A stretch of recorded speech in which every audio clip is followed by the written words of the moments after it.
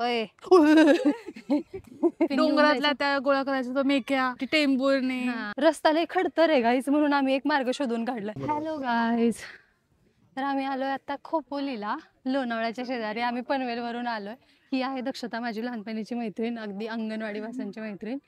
धनराज आणि गणेश दाजी, अशा आम्ही चौघजण आता आलोय खोपोलीला. आता आम्ही चाललोय गुहा गुहा बघायला, गुहा दर्शनला. तर ह्याच्यासाठी हे बघा ट्रेक आहे, एक साधारण 20 मिनिटाचा ट्रेक आहे.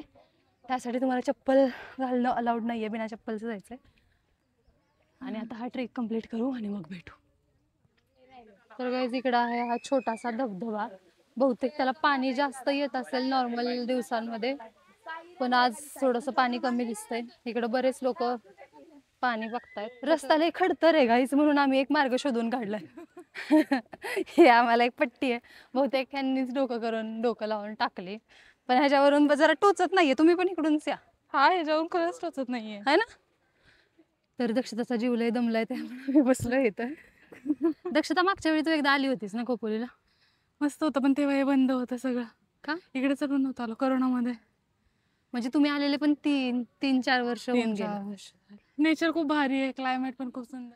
आणि ही माझी लहानपणापासूनची मैत्रीण आहे. तर आम्ही दोघी जणी आणि आमच्यासोबत अजून एक आम्ही टीम छोटे छोटे असायची, सगळे टीम, पण सगळे छोटे आम्ही गोळा सगळ्यात करून. सिनियर होतो तेव्हा. आम्ही 5वी-6वीत असताना आपण जायचो का ग? 5वी 6वी 8वी 10वी पर्यंत जात होतो, पण हा. पहिलं दर एवढी संडे एव्हरी संडे जायचो. मला बऱ्यापैकी आम्ही चालत जायचो, जवळजवळ 5-6 किलोमीटर तर आम्ही इझिली चालत असेल दोघी जणी. घरनं आणि ते मस्तपैकी टिफिन घेऊन डोंगरातल्या जायचो. त्या गोळा करायचा तो मेक्या, छोटी काकडी टाईप असायच्या त्या, ती टेंभुर्णी. हा, आणि ते तसलं काहीतरी बटाट्यासारखं काहीतरी असायचं. खरपुडी खरपुडी ती खरपुडी पोत्यावर पोत्यावरती घासायचं. घासायची आणि ती खायची, ती पण खायचो. लहानपणीच्या गप्पा. त्याला जांभळाच्या झाडं चढायचं, त्यावर जांभळं काढायचं. हा, मजा आणि त्या यायची. खरपुडीबद्दल असं म्हणलं जातं की अशी आमच्या गावाकडची लोक म्हणायची की त्याला ना नख लागून द्यायचं नाही, नख लागलं की कडू लागते. त्याला पोत्यावर घासायचं, त्याचा सालपाड काढायचं आणि मग खायचं. म्हणजे ते कंदमुळ आहे, बटाट्यासारखं कंदमुळ आहे, ते जमिनीच्या खाली येतं. तुम्ही पण खरपुडी कधी खाल्ली का? खाल्ली असेल तर आम्हाला कमेंट मध्ये सांगा. कुत्रे महाशय आहेत, बसलेले आहेत. आणि तिकडे माकडांना खायला घालायची स्पेशल जागा आहे. म्हणजे इकडे लय माकडं असणार आहेत बरं का.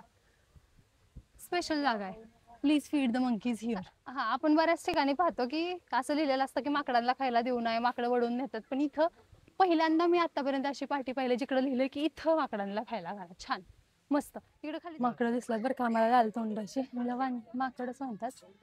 आणि लाल तोंडाची, त्याचं बघ कसं लाल तोंड आहे, त्याचं खूप एकदम लाल तोंड, एकदम लाल. आणि हे काय अंगावर जाऊन येत नाही. हाय बेबी, हाय, काय खाते तू? ओय. हे बघा काय खाते, असं का खाते ते? हाताने उचलून खा बाबा. आपण माकड म्हणजे तुम्ही आमच्या प्रजातीतले. आपण हाताने उचलून खातो. गहूच आहेत ते.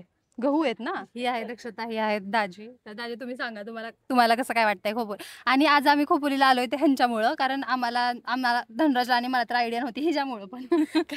कारण ही बोलली की येऊ वगैरे. तर तुम्ही कधी आलाय का? हे हातात, तुम्ही कधी आलाय का ह्याच्या आधी आम्ही खोपोलीला? आलो होतो ना अगोदर, 3 वर्षापूर्वी आलो होतो, दक्षता पण सोबतच. हा, दक्षता बरोबर.